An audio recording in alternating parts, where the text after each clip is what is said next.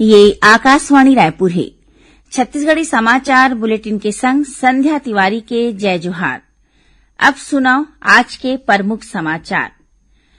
School शिक्षा मंत्री हा देश के पहली आइडिया लैब के रायपुर में करीन उद्घाटन। प्रदेश में कोरोना संक्रमण के मामला में उतार चढ़ाव जारी।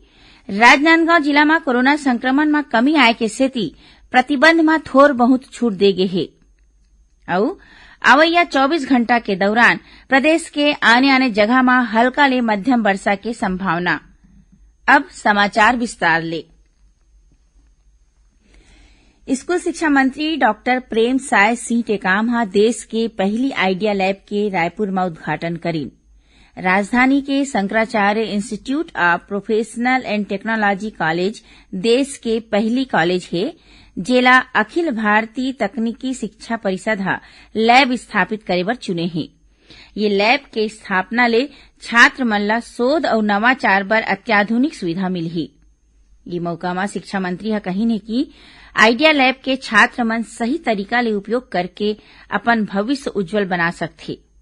उमन यहू कही ने कि छात्र मन हा विज्ञान, प्रौद्योगिकी, इंजीनियरिंग और गणित के बुनियादी सिद्धांत ला समझ के और प्रयोग करके व्यावहारिक अनुभव पाए के उद्देश्य से ले आइडिया लैब के स्थापना करेगे हे।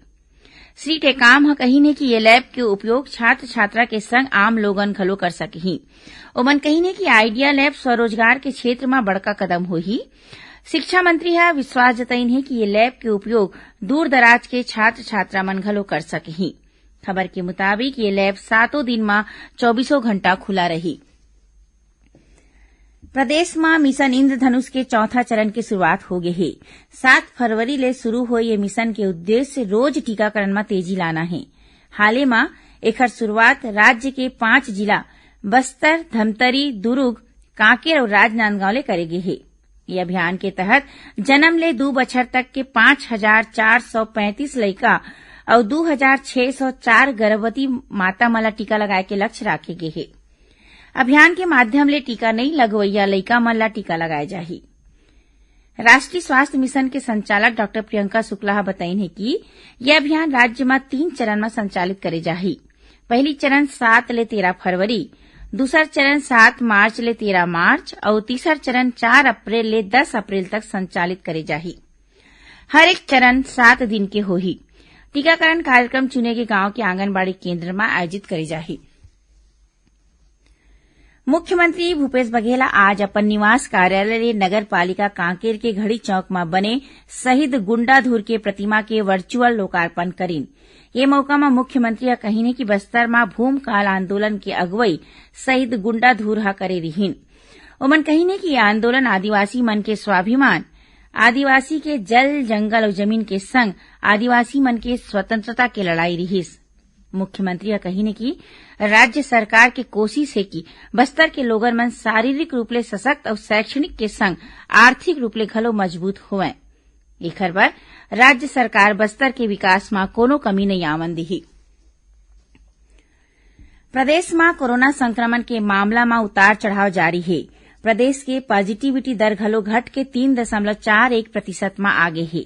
काली प्रदेश में कोरोना के 1300 नवा मामला आगू आए हैं। ये मतलब मिला के प्रदेश में अब तक 11,41,700 ले ज्यादा कोरोना संक्रमित मरीज पाए गए हैं। ये माले 11,16,300 ले ज्यादा मरीज स्वस्थ हो गए हैं। अभी में 11,426 मरीज के इलाज प्रदेश के आने अस्पताल या फिर होम आइसोलेशन में चलत है। प्रदेश में काली कोरोना संक्रमण ले 10 लोगन मन की मौत घलो हुई।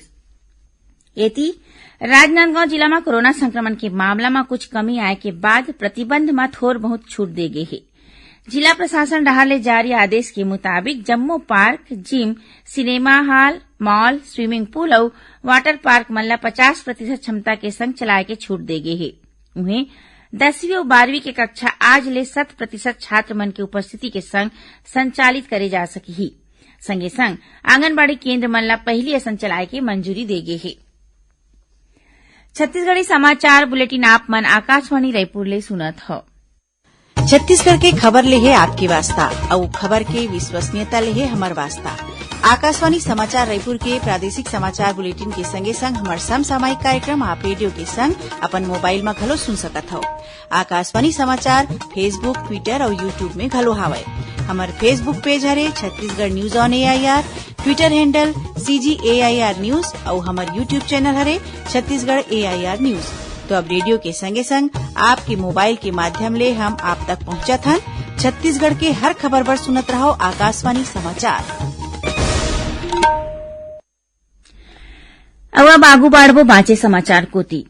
मुख्य सचिव अमिताभ जैन के पगरैती में आज वीडियो कॉन्फ्रेंसिंग के माध्यम ले आयोजित बैठका में प्रदेश में कानून व्यवस्था, चिट फंड कंपनी में कार्यवाही, आदिवासी मन के प्रकरण के वापसी और धान खरीदी के समीक्षा करेगी।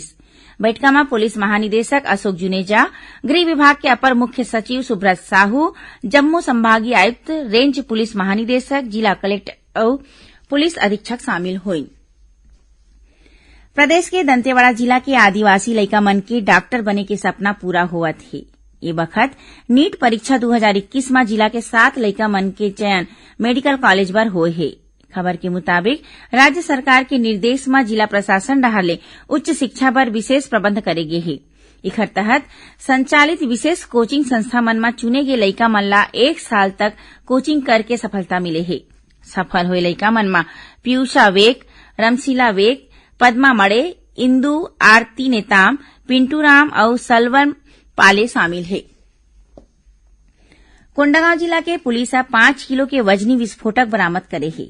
मिले खबर के मुताबिक पुंगारपाल थाना के अंतर्गत टेकरी के तीर कच्चा रद्दा में सुरक्षा बल मन ला नुकसान पहुंचाए के उद्देश्य ले माओवादी मन डहर ले आईईडी लगाए रहिस। जिला बम निरोध दस्ता टीम ले मौकच में निष्क्रिय कर दिस। राजनांदगांव में भाजपा जिला आर्थिक प्रकोष्ठ के बैठका में हालेच में पेश करेगे केंद्रीय बजट ला ऐतिहासिक बताएगी। बैठका में भाजपा पदाधिकारी मन कहिने की केंद्रीय बजट ला अवैया बेरा में आत्मनिर्भर भारत की परिकल्पना साकार होही। संगे संग देश के उद्योग धंधा में तेजी आही, जेखर ले देश प्रगति के पथ में आगू बढ़ी। बैठका में हरेक सदस्य मन ला केंद्र सरकार के सरल आर्थिक नीति मन ला जन जन तक पहुंचाए के आह्वान करेगी। अब पेश है मौसम के हाल। प्रदेश में अवैया 24 घंटा के दौरान कोनो जगह में हल्का ले मध्यम वर्षा होए के संभावना है। मौसम विभाग ले मिले खबर के मुताबिक पश्चिम विक्षोभ के प्रभाव ले राजस्थान के ऊपर एक ऊपरी हवा के चक्री चक्रवाती घेरा बने हैं। एकर प्रभाव ले अरब सागर और बंगाल के खाड़ी ले नमी आवत है। एकर सेती अवैया 24 घंटा के दौरान प्रदेश के सरगुजा, बिलासपुर, दुर्ग और रायपुर संभाग के कुछ एक जगह मन में हल्का ले मध्यम वर्षा के संग 1-2 जगह में गरज चमक के संग गाज गिरे के संभावना है। अब थोरकिन समाचार सार में राज्य सरकार पाछू 3 बछर में समर्थन मूल्य में खरीदी बर लघु वनोपज के संख्या 7 ले बढ़ा के 61 कर दे है।